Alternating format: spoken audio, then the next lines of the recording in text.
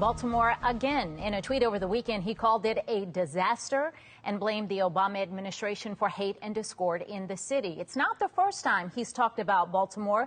Several of his comments have come as he endorses our next guest. Kimberly Klacik is a Republican candidate running for the 7th District congressional seat, and she is joining us this morning. Thank you for joining us. Thanks for having me. All right, so let's start off with the president because he just tweeted about Baltimore again. When he calls Baltimore rat-infested, violent, a disaster as in the most recent one, what does that accomplish for the people of Baltimore? And what does it say about the people who call Baltimore home?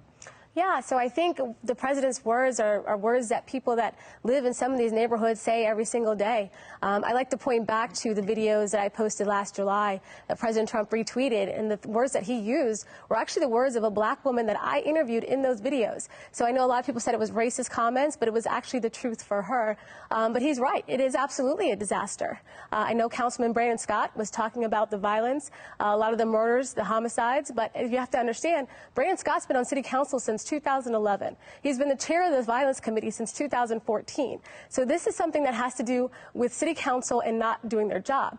Now, we also know in some of these neighborhoods, a lot of these repeat violent offenders, the neighborhoods in which they live, many people are scared to even come forward with information on them. That's the biggest impediment because they know those individuals will be back on the streets in no time because we have problems with our state's attorney, our prosecutors, and our judges cutting sweetheart deals for these violent criminals. So let me ask you this, because many of the things that you mentioned are issues and concerns that people live in Baltimore are talking about, the grime and the trash on the streets, things that you mentioned.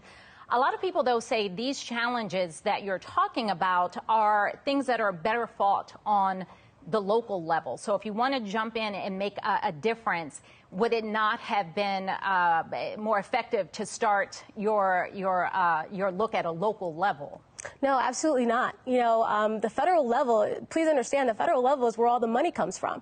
When you have corruption within City Hall and the mayor's office, which we know, right? We saw Mayor Pugh was indicted just last year on pay to play. But this corruption has been going on for a very long time. We have federal dollars that have been missing in Baltimore. Just in 2018, President Trump sent $15.7 billion to Baltimore City alone. Where is that money? No one seems to know. So someone needs to get up to the top level and expose where some of this corruption is coming from, and I want to do that job. You have to understand, every year we have people in city council, local leaders, and my opponent, Kwesi Nfume, they talk about the bad parts to Congress in order to get money. They're leveraging the urban struggles to receive more money every single year, but those in those neighborhoods never actually see the money come to them. All right, Kimberly, thank you. We appreciate you joining us this morning. Thank you so much. Well, Black Lives Matter flags being